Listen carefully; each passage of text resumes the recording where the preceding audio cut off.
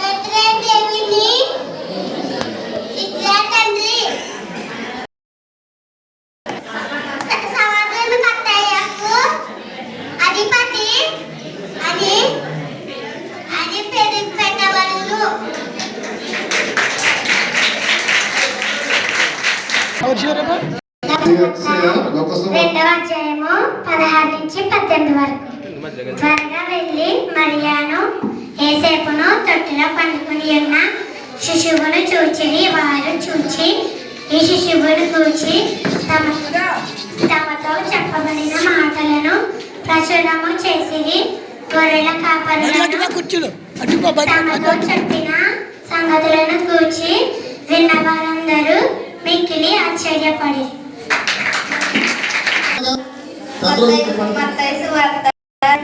మొదటి నుంచి 12 వరకు రాజైన హేరోదు దినములో దేశం బెత్లెహేములో యేసు పుట్టిన పిమ్మట ఇదిగో తూర్పు దేశపు జ్ఞానులు యెరూషలేముకు వచ్చి యూదుల రాజుగా పుట్టిన వాడెక్కడున్నాడు? తూర్పు దిక్కున మేము ఆయన నక్షత్రము చూసి ఆయన పూజింపవచ్చిమని చెప్పిరి. హేరోదు రాజు ఈ సంగతి విన్నప్పుడు అతడును అతనితో కూడా యెరూషలేము వారందరూ కలవరపడిరి. కాబట్టి ప్రధాన యాజకులను ప్రజలలో నుండి శాస్త్రులను అందరిని సమకూర్చి క్రీస్తు ఎక్కడ వారు అడిగారు. అందుకు వారు యూదా బెత్లెహేములోనే ఏలైనగా యూదా దేశం బెత్లెహేం అని యూదా ప్రధానములోను ఎంత మాత్రమవి కాదు. ఇశ్రాయేలు నా ప్రజలు పరిపాలించి అధిపతి నీలో నుండి వచ్చినని ప్రవక్త భయపడి ఉన్నదని. అంతటా హేరోదు ఆ జ్ఞానులను రహస్యంగా పిలిపి ఆ నక్షత్రం కాలము వారి చేత పరిష్కారంగా తెలుసుగానే మీరు వెళ్ళి ఆ శిష్యు విషయమై జాగ్రత్తగా విచారించి తెలుసుకునగానే నేను ఆయన చెప్పినట్లు నాకు వర్తమానం తండ్రి చెప్పి వారిని బెత్లెహేముకు పంపిన. వారు రాజానికి బయలుదేరిపోచుండగా ఇదిగో తూర్పు దేశం వారు చూసిన నక్షత్రం ఆ శిశువుని చోటికి మీదగా నిలిచి వారికి వారు ఆ నక్షత్రము చూచి అత్యానందభక్తుల ఇంటిలోకి వచ్చిన తల్లి అయిన మరియను ఆ శిశువును చూచి సాగిలపడి తమ బిడ్డను బంగారు సామ్రాణి గోధుమ కానుకగా ఆయనకు సమర్పించి తరువాత హేరోదు వద్దకు వెళ్ళవద్దని సమ్మమందు దేవుని చేత బోధింపబడిన వారే మరి ఒక మార్గమున తమ దేశములకు తిరిగి వెళ్ళిరి. దావీదు పట్టణం ముందు నేడు రక్షకుడు మీ కొరకై పుట్టి ఉన్నాడు. ఈయనే ప్రభువు అయిన క్రీస్తు. 2 లోకసువార్త 2వ అధ్యాయము 26 నుంచి 33. అతడు ప్రభు యొక్క క్రీస్తును చూడక మునుపు మరణము పొందడని పరిశుద్ధాత్మ చేత బయలుపరిచి ఉండెను. ఆత్మవశుడు ఆయన దేవాలయంలోనికి వచ్చెను. అంతటా ధర్మశాస్త్ర పద్ధతి చొప్పున ఆయన విషయమే జరిగించుటకు తల్లిదండ్రులు శిశువైన యేసును దేవాలయంలోనికి తీసుకొని వచ్చినప్పుడు ఆయన తన చేతులతో ఆయనను ఎత్తుకొని దేవుణ్ణి స్తుతించు ఎట్లనెను. నాదా ఇప్పుడు నీ మాట చెప్పున సమాధానంతో నీ దాసుని పోనిచ్చుచున్నావు. అన్యజనులకు బయలుపరచుటకు వెలుగుగాను నీ ప్రజలైన ఇశ్రాయేలుకు మహిమగాను నీవు నీ సకల ప్రజల ఎదుట సిద్ధపరిచిన నీ రక్షణ నేను కనులారా చూచితిని. యేసేపును ఆయన తల్లి ఆయన గురించి చెప్పబడిన మాటలు విని ఆశ్చర్యపడిరి.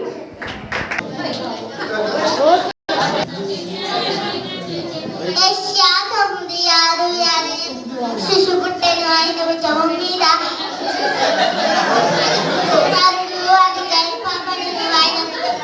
రాజ్యభారం ఉండేది. ఆలోచనకర్త సమాధానకర్త పేరు పెట్టబడు. లోపలికి వచ్చి మరి ఆమెని చూచి దయాభక్తులారా నీకు శుభము, ప్రభు నీకు తోడై ఉన్నాడు అని చెప్పాను.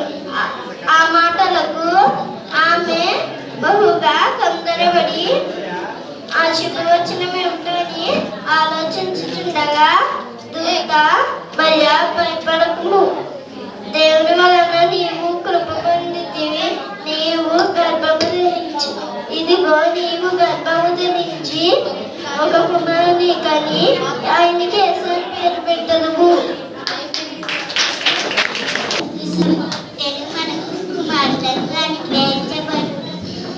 ఆలోచనకర్త ఆయన భుజం మీద రాజభారం ఉంటాడు.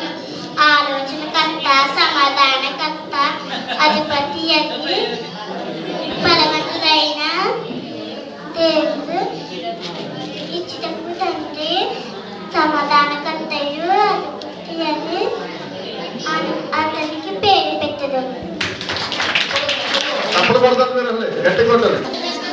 లోకాలు 34:35 అందుకు మరియా పురుషుడు ఎరుగని దానిని ఇది అలాగే జరుగుతుంది. దూత అనగా దూత పరిశుద్ధాత్మని మీదకి వచ్చి సర్వోన్నతుని శక్తి నిన్ను కమ్ముకున్నాను కనుక కొత్తగొప్ప శిశువు పరిశుద్ధుడై దేవుని కుమారుడు అన్నారు. ఆ శిశువులకు సున్నతి చేయవలసిన 8వ దినము వచ్చినప్పుడు గర్భమందైనను కడపమును దేవదూత చేత పెట్టబడిన యేసు అని పేరు వారు ఆయనకు పెట్టిరి. మోషే ధర్మశాస్త్రము చెప్పున వారు తమను శుద్ధి చేసుకొని దినములు గడిచినప్పుడు ప్రతి తొలిచూలు మగపిల్ల ప్రభువులకు ప్రతిష్ఠించి అని ప్రభువు ధర్మశాస్త్రమందు వ్రాయబడినట్టు ఆయనను ప్రభువులకు ప్రతిష్ఠించి ప్రభువు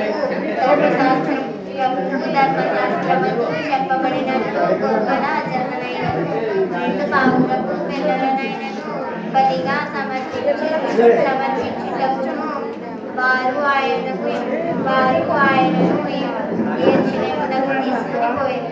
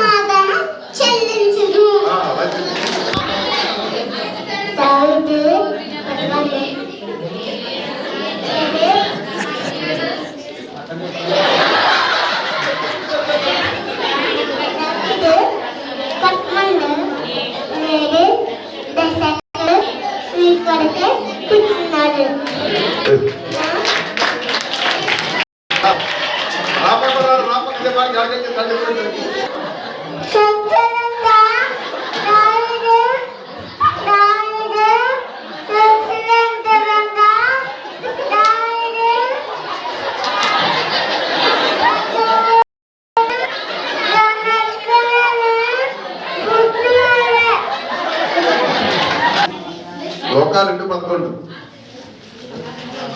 దావీదు పట్టణమందు నేడు రక్షకుడు పుట్టి ఉన్నాడు, మీ కొరకై పుట్టి ఉన్నాడు. లోకాలు 2:11 మన కుమారుడు పుట్టిన యాజంగా శిశువు పుట్టిన మన కుమారుడు అనుగ్రహపరుడు. ఆయన భుజం మీద మన రాజుభారం ఉండేను. ఆచార్యకారుడు ఆలోచనకర్త నచ్చిన తండ్రి సమాధానకర్తకి అధిపతికి అతనికి పేరు పెట్టబడను.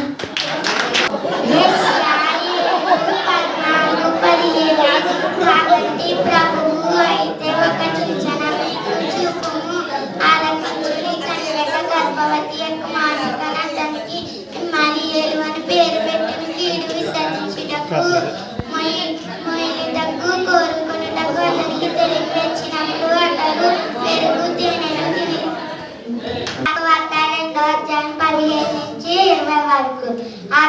ఆ దూత పరలోకం వెళ్ళిన తర్వాత తమ యొద్ద నుండి పరలోకం వెళ్ళిన తర్వాత జరిగిన ఈ కార్యములన్నీ ప్రభువు మనకు తెలియజేయించి ఉన్నాడు. మనము బెత్లెహేముకు వెళ్ళి చూద్దాము రండి అని ఒకరితో ఒకడు అనుకొనెను. త్వరగా వెళ్ళి మరియాను యోసేపును తొట్టులో పండుకొని ఉన్న శిశువును చూచిరి. వారు చూచి శిశువును గురించి తమతో చెప్పిన మాటలన్నీ ప్రచురం చేసిరి. గొర్రెల కాపరులు తమతో చెప్పబడిన మాటలన్నీ సంగతులన్నీ విన్నవారందరూ మిక్కిలి ఆశ్చర్యపడిరి. అయితే మరియా మాటలన్నీ తన హృదయంలో తలపోసుకుని భద్రపరుచుకొనెను. ఆ దూత అంతటా ఆ గొర్రెల కాపరులు తనతో చెప్పబడిన మాటలు ఆమె విన్న వాటిని కన్న వాటిని విడిచెను. మీకా ఇరురేళ్ళు బెత్లెహేమ ఎఫ్రాతా యూదా వారి కుటుంబములలో నీవు సర్వగ్రామమైనను నా కొరకు ఇశ్రాయేలులను ఏలగోవాడు నీలో నుండి వచ్చెను. పురాతన కాలము మొదలుకొని శాశ్వత కాలము ఆయన ప్రత్యక్షమగుచుండెను. మనకు శిశు పుట్టెను, మనకు మరింత అనుగ్రహింపబడెను. ఆయన భుజం మీద రాజ్యభారం ఉండెను. ఆలోచనకర్త, నిత్యుడగు తండ్రి, సమాధానకర్త, అధిపతి అని పేరు పెట్టుచు. అనగా మనకు శిశువు పుట్టెను, మన కుమారుడైన అనుగ్రహింపబడెను. ఆయన భుజం మీద రాజభారం ఉండెను. ఆశ్చర్యకరుడు, ఆలోచనకర్త, బలమైన దేవుడు, నిత్యుడగు తండ్రి, సమాధానకర్త, అధిపతి అని తనకు పేరు పెట్టబడును. మహావాత్సల్యమును బట్టి వారి పాపములను క్షమించుట వలన తన ప్రజలకు రక్షణ జ్ఞానము ఆయన అనుగ్రహించినట్లు ఆయన మార్గములను సిద్ధపరచుటకై నీవు ప్రభువునకు ముందుగా నడుతుము. మన పాదములను సమాధాన మార్గములో నడిపించినట్లు చీకటిలో మరణ ఛాయలను కూర్చుండు వారికి వెలుగునిచ్చుటకై ఆ మహావాత్సల్యమును బట్టి పై నుండి ఆయన మనకు అరుణోదయము దర్శనము అనుగ్రహించును. శిశువు ఎదిగి ఆత్మయను బలము పొంది ఇశ్రాయేలులో ప్రత్యక్షమగు వరకు ఆయన అరణ్యములోనే ఉండెను. ఆ దినములలో మరియా లేచి యూదా దేశములలో కొండసీమలలో ఒక ఊరిలో త్వరగా వెళ్ళి జకరియా ఇంటిలోకి ప్రవేశించి ఎలిషబెత్తుకు వందనము చేశాడు. ఎలిషబెత్తు వందనము వినగానే మరియా ఒక్క ఆమె గర్భములో శిశువు గంతులు వేశాడు. అంతటా ఎలిషబెత్తు పరిశుద్ధాత్మ పొందిన దానకు నీవు బిగ్గరగా ఇట్లాను, స్త్రీలలో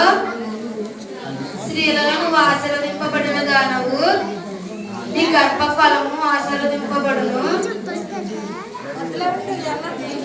నా ప్రభువు తల్లి నా యొద్ద వచ్చెను, నాకు ప్రార్థించును.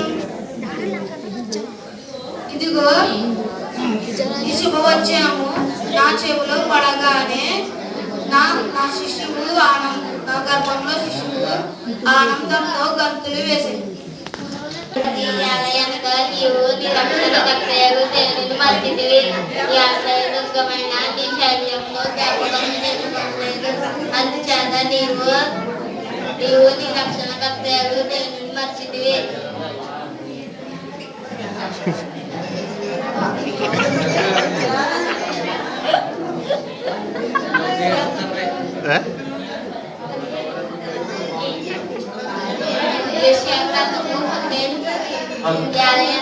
నీవు నీ రక్షణ కర్తయ్యకు దేనికి మర్చింది నీ ఆశ్రయదుర్గమైన నీ శల్యమును జ్ఞాపకము చేసుకోలేదు. అందుచేత నీవు రమ్యమైన మనుషులను నాటుతూ వచ్చింది. వాటిలో అందమైన ద్రాక్షలను నాటుతుంది. బాబా జడ్జిలేదు కదా, అజ్జలేదు కదా.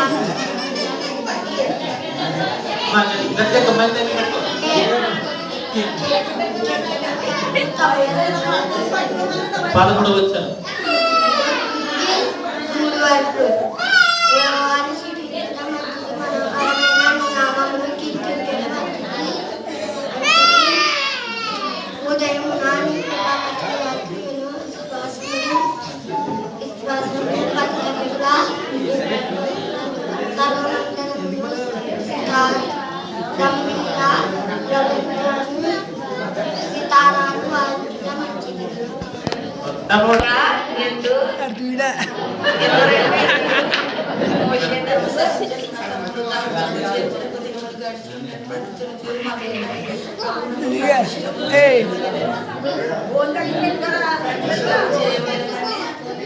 అని ప్రభు ధర్మశాస్త్రములందు రాయబడినట్లు ఆయనను ప్రభు ప్రతిష్ఠించుటకు ఆయన ప్రభు ధర్మశాస్త్రములందు చెప్పబడినట్లు కృపలు జతనైనను 2 పావులను పిల్లలను బలిగా అర్పించుటకు వారు యెరూషలేమునకు పోయేది.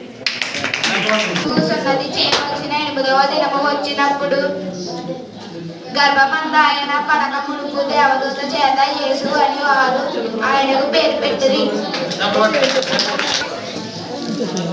యేసుక్రీస్తు జనముత బెట్లంగా ఆయన తల్లి అయిన మరియా యోసేపునకు వారి ఏకంగా ఆమె పరిశుద్ధాత్మ గర్భవతిగా ఉండేది.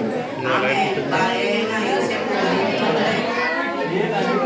ఆమె భర్త అయిన యోసేపు నీతిమంతుడై ఉంటే ఆమెకు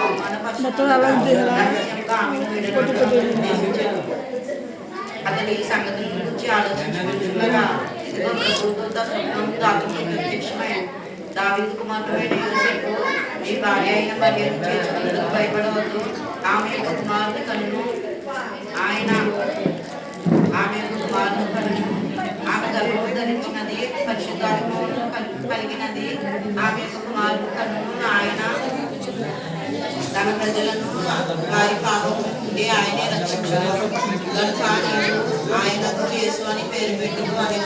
ఇదిగో కన్యక గర్భవతి అయి కుమారుని కన్ను ఆయనకు ఇమ్మానుయేలు పేరు పెట్టుదురని ప్రభు తన ప్రవక్తల ద్వారా పలికిన మాటలు నెరవేరినట్లు ఇదంతే జరిగేది. ఇమ్మానుయేలు పేరునకు భాషాంతరమున దేవుడు మనకు తోడని అర్థము.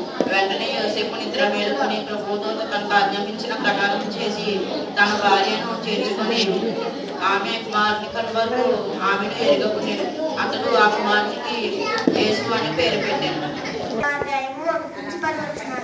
నా దేవా నీవు నన్నెలా విడనాడుతుంది? నన్ను రక్షింపగా నా ఆత్మదని వినక నీవెలా దూరంగా ఉన్నావు? నా దేవా పగలు నేను మొరపెట్టుచున్నాను, రాత్రి వేళను నేను మౌనంగా ఉండుటలేదు. అయినను నీవు నాకు ఉత్తరమిస్తున్నావు. నీవు ఇశ్రాయేలీయులు చేయు స్తోత్రముల మీద ఆసీనులై ఉన్నారు. మా పితరులు మీ యందు నమ్మక ఉంచిరి, వారు మీ యందు నమ్మక ఉంచగా మీరు వారిని రక్షించిరి. వారు నీకు మొరపెట్టి బిడ్డల ముందు మీ యందు నమ్మక ఉంచి సిగ్గుపడకపోయిరి. నేను నలుగను నేను నలు చేతితో నిలిపించబడిన వాడను, ప్రజల చేతితో ధృవీకరింపబడిన వాడను. నన్ను చూసి వారందరూ పెదవులోంచి తల ఆడించుతూ నన్ను అపహసించుచున్నారు. యెహోవా మీద నీ భారము మోపుము, ఆయన వాణిని విడిపించునేమో. వాడు ఆయనకు ఇష్టడు కదా, వాడు ఆయన వాడిని తప్పించునేమో. అందరూ గర్భము నుండి నన్ను తీసిన వాడు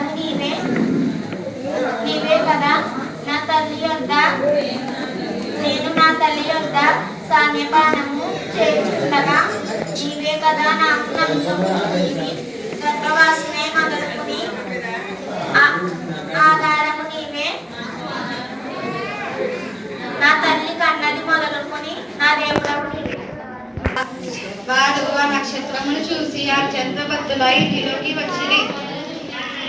తల్లి అయిన మరియమ్మను ఆ శిశువును చూచి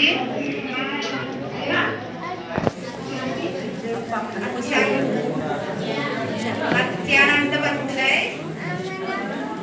తల్లి అయిన మరియమ్మను ఆ శిశువును చూసి సాగిలపడి ఆయనను పూజించి తమ బంగారమును సంగ్రహణి పొలమును గనుగనగా ఆయనకు సమర్పించారు.